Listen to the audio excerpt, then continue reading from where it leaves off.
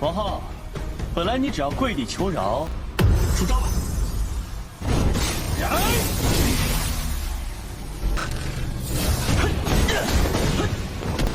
也是，陪你玩的够久了。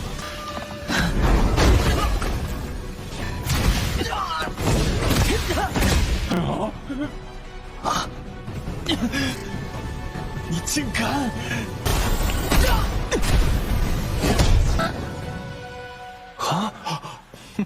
周山，关门。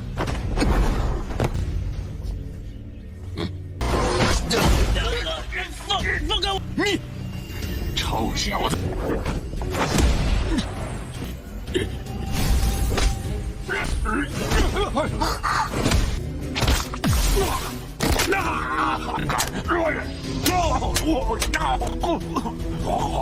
我不会放过你。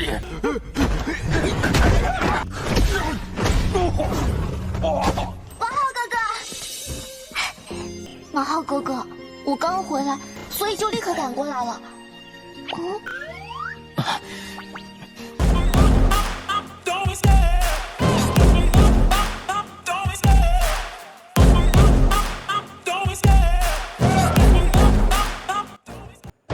Hai kaum rebahaners, pelajares ya pokoknya semua yang ngeres-ngeres. By the way, apa kabar kalian semua? Apakah wifi tetangga masih aman? Jika masih aman, silakan kalian berbaring nikmatin filmnya sambil ditemani kopi dan sebatang kayu surgawi.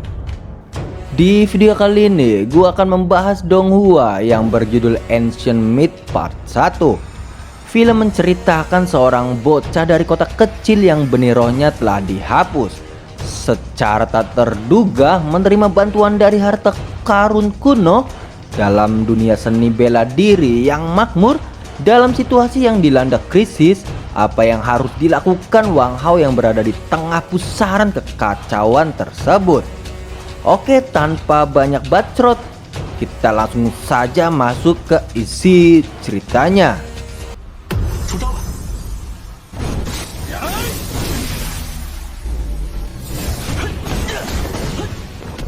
Film menceritakan pada zaman kuno, iblis telah merajalela dan benih kekacauan terlahir di langit, menyebarkan energi spiritual langit dan bumi, lalu menyelamatkan rakyat biasa dari bencana. Setelah gejolak mereda, muncullah kedamaian yang langka. Benih kekacauan akhirnya membeku di gunung salju Kunlun, menunggu kembali untuk bangun dan memilih pemilik berikutnya.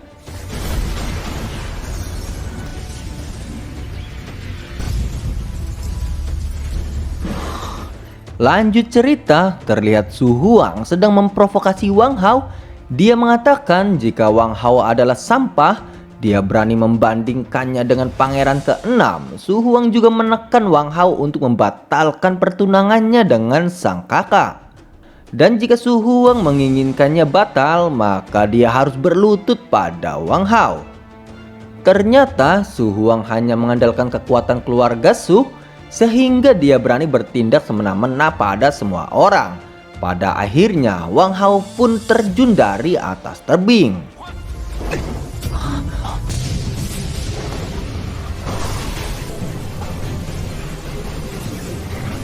王总，我必将天下恃强凌弱之辈还世间一个清白公道。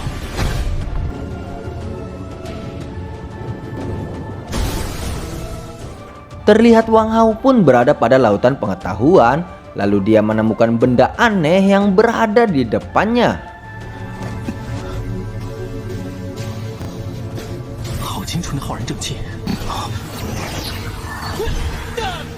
Scene berpindah pada orang tua yang sedang mengawasi keponakannya. Menurutnya semalam saat hujan lebat, Zhou Shan menemukan tuan muda Wang Hao di dasar tebing. Lalu menurut Zhou Shan, jika upacara kebangkitan akan segera diadakan, jika tuan muda masih tidak bangun dari pingsannya, dia takut jika akan diusir dari keluarga Wang. Akan tetapi sang paman tidak akan takut karena dia ikut dengan Wang Hao kemanapun dia pergi. Tiba-tiba ada aura begitu kuat muncul di kamar Wang Hao. Ternyata aura tersebut berasal dari Wang Hao.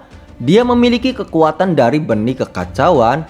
Kekuatan tersebut tak hanya membentuk kembali benih rohnya, juga membuatnya mencapai ranah ilahi tingkat 1.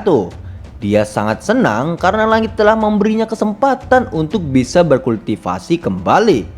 Dan dia juga akan mencari keadilan pada orang-orang yang telah menghinanya. Setelah itu Wang Hao keluar dan dia berterima kasih pada Paman Zhao dan Zhao Shan karena telah menemukannya di dasar tebing dan merawatnya dengan baik. Dan ternyata benih roh Wang Hao dibangkitkan dari kematian juga menerobos fisik bawaannya. Dia sudah menebak akan terjadi peningkatan kekuatan pada Wang Hao. Lalu Paman Zhao pamit akan melanjutkan tidurnya. 马浩哥哥，我刚回来，所以就立刻赶过来了。Tiba-tiba Wang Lin datang karena mendengar Wang Hao telah terjatuh dari atas tebing. Mereka tidak bertemu bertahun-tahun. Jika bukan karena upacara kebangkitan, mereka tidak akan pernah bertemu. Ternyata ayah Wang Lin selalu menahannya di rumah untuk terus berlatih. Tiba-tiba pengganggu datang di kediaman Wang Hao. Dia bernama Wang Fu. Dia selalu merendahkan Wang Hao. Menurutnya, jika Wang Hao adalah orang rendahan yang tinggal di tempat kumuh, Wang Lin yang mendengarnya pun marah karena Wang Fu berani bersikap kasar pada tuan muda keluarga Wang. Akan tetapi menurut Wang Fu, jika Wang Hao adalah sampah yang menumpang di keluarga Wang dan sebuah penghinaan untuk seluruh kota Pingsang dan seluruh negara bagian Chu. Setelah itu Wang Hao yang kesal mendengar ocehan Wang Fu, dia menyuruh Zhao Shan untuk menutup gerbang dan akan memberinya pelajaran padanya. 周山，关门。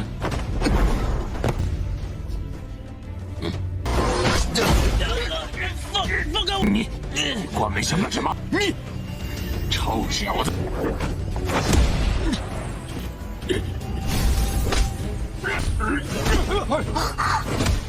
Wang Fu pun terkejut karena Wang Fu adalah sampah. Dia berhasil dikalahkan oleh Wang Hao. Setelah itu Wang Hao akan menuju ke ketua Wang.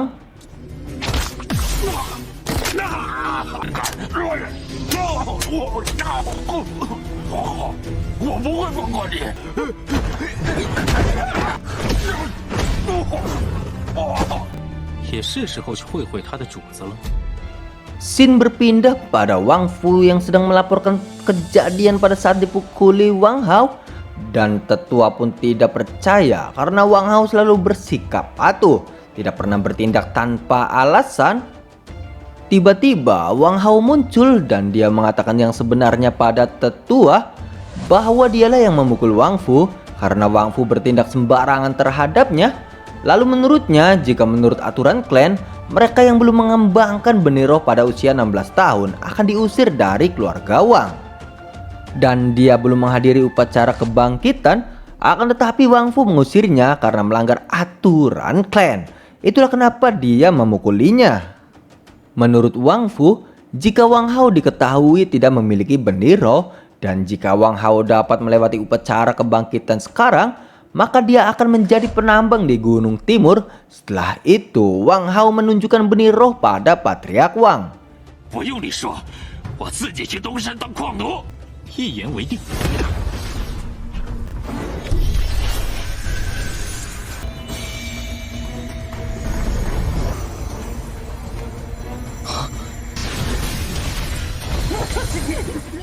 Terlihat kekuatan benih kekacauan benar-benar mendominasi.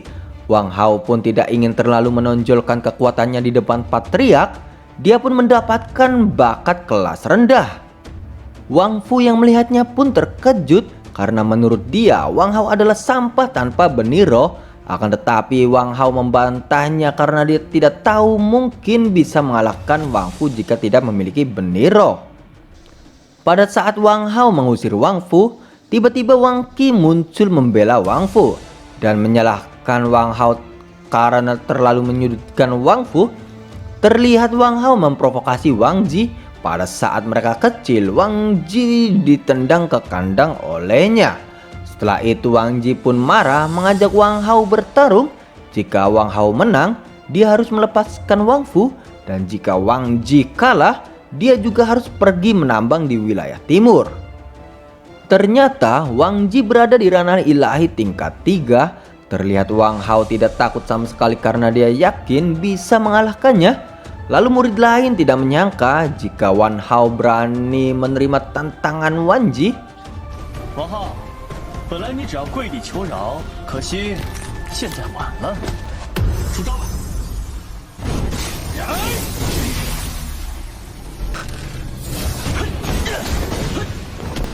也是，陪你玩的够久了。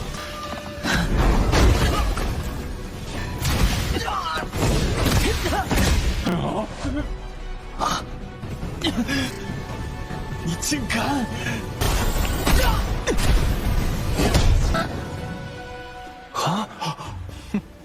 Pada akhirnya Wang Ji dikalahkan dan mereka akan segera dikirim ke Gunung Timur. Dan Wang Ji pun menyalahkan Wang Fu karena jika bukan karena Wang Fu, dia tidak akan dipermalukan Wang Hao dan dia diusir ke Gunung Timur. Lalu Wang Fu pun ketakutan karena Wang Ji tidak akan pernah melepaskannya.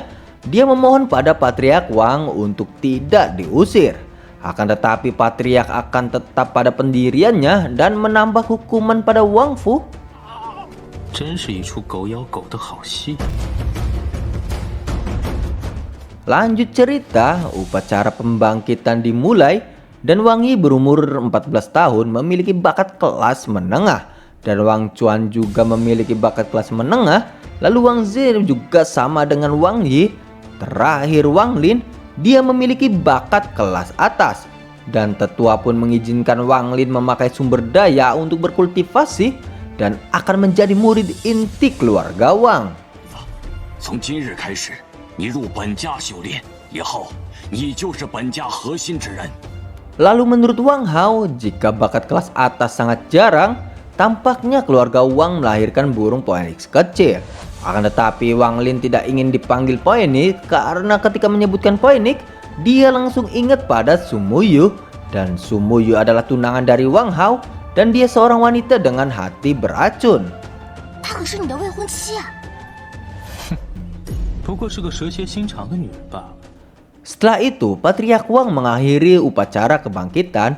Dia berharap mereka bisa berlatih lebih keras untuk memajukan keluarga Wang. Lalu pada saat Patriark akan pergi, Wang Hao menanyakan terkait 3 artefak yang ditinggalkan oleh sang ayah. Dan dia sekarang bisa berlatih. Dia pun menagih artefak tersebut.